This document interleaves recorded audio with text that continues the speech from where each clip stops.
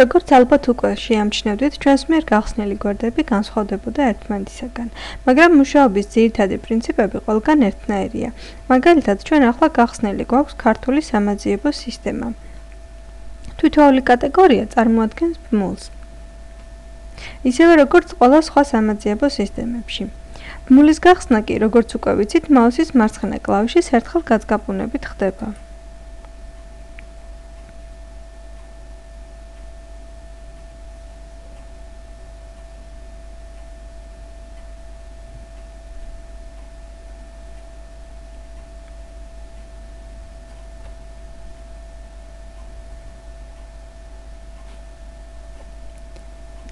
ხოლო თუ ბმულს Shift კლავიშასთან ერთად გავძგაპუნებთ, ის ახალ პანჯარაში გაიხსნება.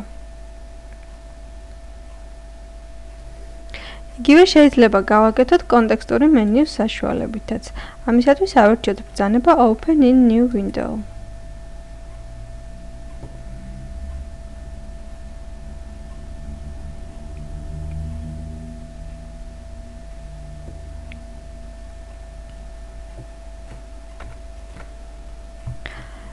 თქვენ შეგიძლიათ პირდაპირ დაიმახსოვროთ გვერდი, რომელსაც ბმული ხსნის. ამისათვის გამოიტანეთ კონტექსტური მენიუ და არჩიეთ ბრძანება Save Target As.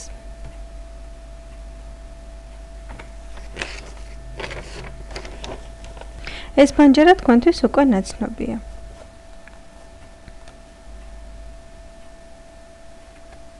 ვთქვათ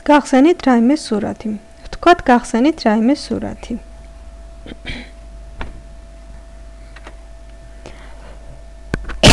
თქვენ შეგიძლიათ ისიც ჩაწეროთ კომპიუტერში. ამისათვის გამოიტანეთ სურათის კონტექსტური მენიუ და აირჩიეთ ბრძანება Save Picture As. ისევ მიუთითეთ პაპკა და ისევ მიუთითეთ სახელი. შემდეგ კი უთხართ ბრძანება Save.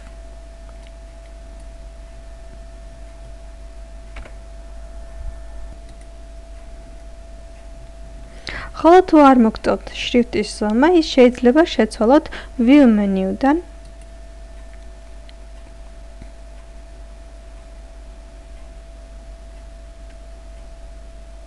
Text Size ბრძანებით. თუ გაზრდა გინდათ, აირჩიეთ Largest ან Larger, Medium ნიშნავს საშუალო შრიფტს, Smaller უფრო პატარა, Smallest კიდევ უფრო პატარა. აირჩიეთ საშუალო.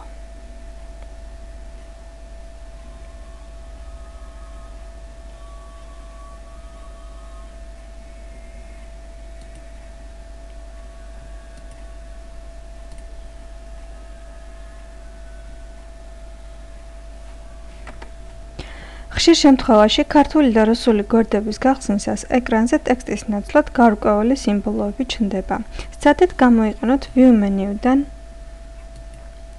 ბრძანება Encoding.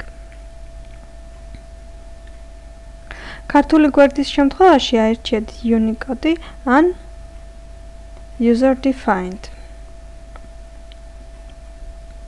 რუსული გვერდის შემთხვევაში კი კირილიცა აირჩიეთ.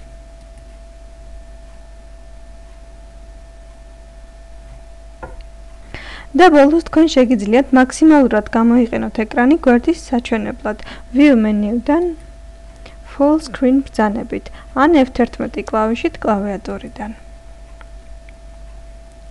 ჩვეულებრივ რეჟიმში დაბრუნება კი ისევ F11 კლავიშით ან Restore ბრძანებით ხდება.